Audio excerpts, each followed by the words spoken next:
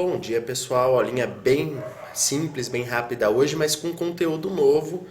Depois de vários módulos de revisão, hoje a gente tem um módulozinho aqui com conteúdo novo, é o módulo 7.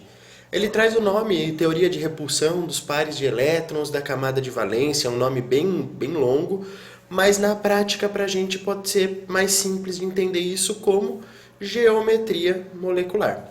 Primeira coisa que a gente tem que entender é, como nós sabemos, todos os átomos buscam 8 elétrons na camada de valência. E como nós também já sabemos, esses elétrons tendem a se organizar por pares. Qual é a primeira coisa que a gente vai fazer aqui, então? Entender que os elétrons, por serem negativos, tendem a se afastar ao máximo possível um do outro. Por isso, as moléculas são em 3 dimensões. Pode ficar um pouquinho mais complexo da gente entender nesse momento. Aqui eu tenho um desenho de 4 orbitais em 3 dimensões, tentando manter cada orbital, cada espacinho aí, com seus elétrons, o mais longe possível um do outro. Percebe que a gente fica em 3 dimensões, com um ângulo, não precisa decorar esse valor, mas com um ângulo de 109,28 e cada parzinho de elétron fica o mais distante possível um do outro. Como que a gente continua a partir daqui? A partir daqui a gente entende o seguinte: se tem um local onde tem par de elétrons, ele vai ficar afastado. Às vezes, para ter o par de elétrons, a gente precisa de uma ligação covalente, que foi o que a gente acabou de aprender. E os núcleos que estão ligados também tendem a ficar afastados, por isso a gente vai pensar em uma geometria molecular. Bem fácil aqui, galera, eu vou passar uma ideia geral e depois a gente vai começar com uma lista rápida de maneira fácil de identificar a geometria molecular. Para isso, a gente precisa entender o seguinte: quais são as ligações, que tipo de ligação de cada molécula. Essa é a ideia principal. Primeira coisa que a gente vai fazer para entender a geometria molecular: quantos pares de elétrons a gente vai ter sendo compartilhados em ligação? Essa é a principal ideia. Então, como que eu começo a identificar? Vamos fazer aqui um passo a passo. Qual é a minha geometria? Primeiro, bem simples, e se eu tiver só 2 átomos se ligando? 2 átomos se ligando, pessoal, não tem como pensar numa geometria muito complexa. Vai ser linear, os dois vão estar ligados em linha. Se eles vão estar ligados em linha, a gente chama de linear. Bem simples. No final, última coisa da aula, eu vou colocar uma tabelinha aqui para vocês terem. Mas fácil, 2 átomos, linear, fechou. Por quê? Eles estão compartilhando todos os pares de elétrons dele e estão em linha. E se eu tiver 3 átomos? Aqui já começou a complicar, já começa a ficar um pouquinho mais difícil.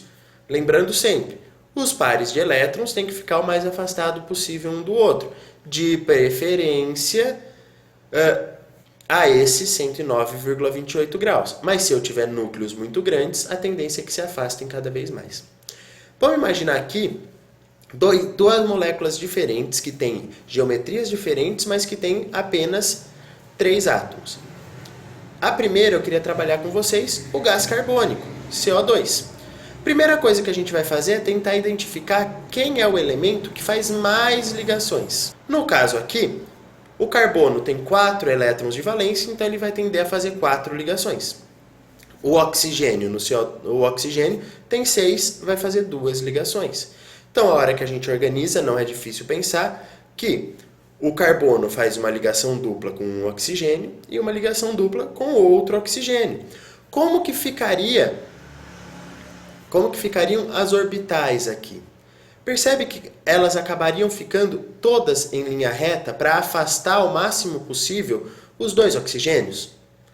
Por quê? A gente não tem pares de elétrons que a gente chama de não ligantes, os pares de elétrons que não fazem ligação, não participam de ligação química no nosso átomo central. Então, o nosso átomo central passa a ser muito relevante. Na prática, a gente tem que para todos os tipos, a gente vai ter que fazer 2 perguntas. A primeira, Quantos átomos a gente tem no total? O átomo central tem pares de elétron não ligantes? Olhando aqui nesse nosso exemplo, o nosso átomo central, que é o carbono, todos os elétrons dele participam de ligação. Então, acaba sendo linear, certo? Olhando na água, por exemplo, agora, a água, o oxigênio faz 2 ligações, o hidrogênio faz 1 ligação. Só que no oxigênio a gente tem 2 pares, totalizando 4, elétrons que não participam de ligação. Esses elétrons eles não podem ficar espremidinhos uns contra os outros. Por isso, a molécula de água gera um ângulo. A água, a gente sabe que tem uma angulação também próximo, um pouquinho maior do que esse 109,28 graus, mas por quê? Esses pares de elétrons no átomo central geram uma angulação.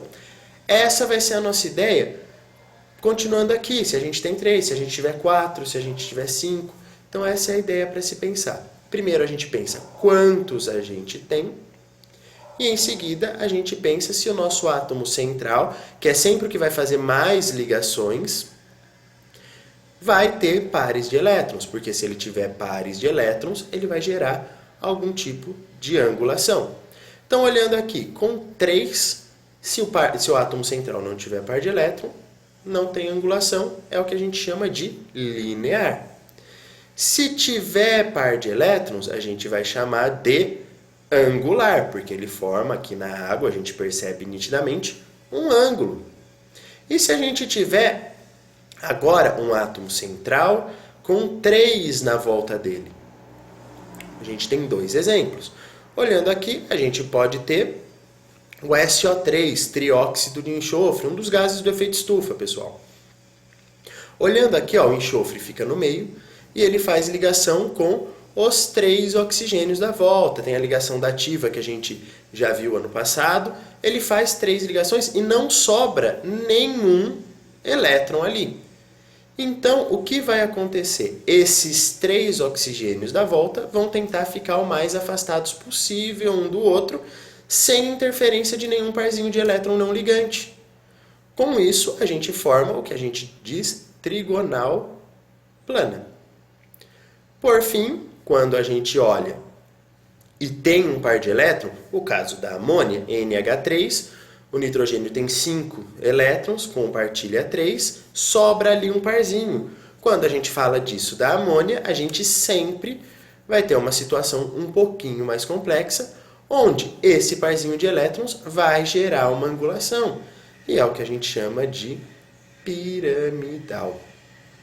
É importante a gente ver aqui, galera, que cada modelinho a gente sempre está pensando em quantos átomos a gente tem no total e se o átomo central tem par de elétrons. Então a gente só precisa se preocupar na prática com o átomo central. Por fim, e se eu tiver 5? A gente vai parar em 5. E se eu tiver 5? Um átomo central fazendo 4 ligações. Aí, gente, não tem a opção de ter par de elétrons sobrando. Então sempre vai ser da mesma maneira, que é o que a gente chama de tetraédrico, porque ele acaba formando, conforme a imagem que a gente tem aqui, um tetraedro perfeito, certo? Então, vamos continuar falando um pouquinho mais sobre como resolver exercícios práticos disso. Então, na prática, pessoal, o que a gente tem que pensar? A gente pode ir sempre por 2 caminhos. O primeiro caminho, pensar na repulsão. A repulsão por tamanho do que entrou para fazer a ligação e a repulsão energética dos pares de elétrons. É sempre uma opção.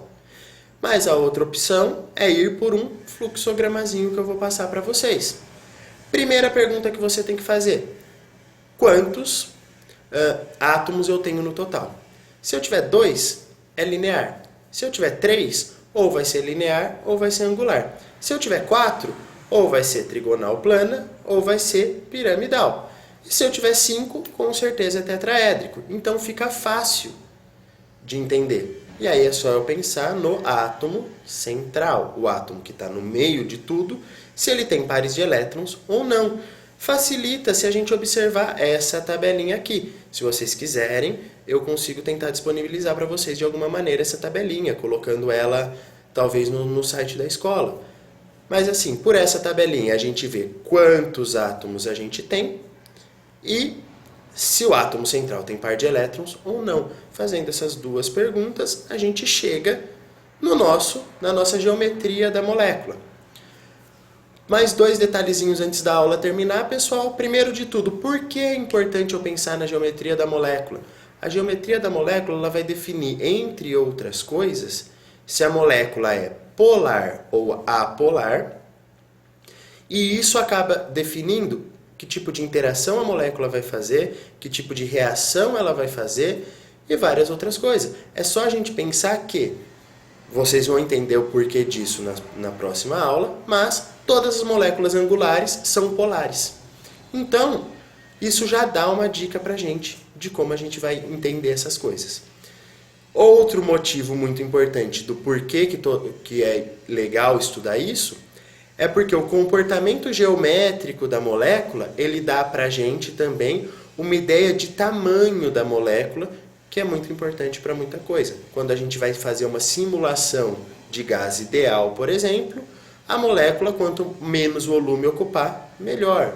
Dado aqui um exemplo. Importante para a gente entender, então, os pares de elétrons geram repulsão, tentando fazer com que eles fiquem o mais afastados possíveis. Por isso, a gente tem vários formatos plausíveis. Tendo aqui uma tabelinha que ajuda a gente a entender quais são esses formatos e como eles funcionam. Um abraço para todo mundo. À tarde eu tiro todas as dúvidas de vocês no nosso plantão e até a próxima.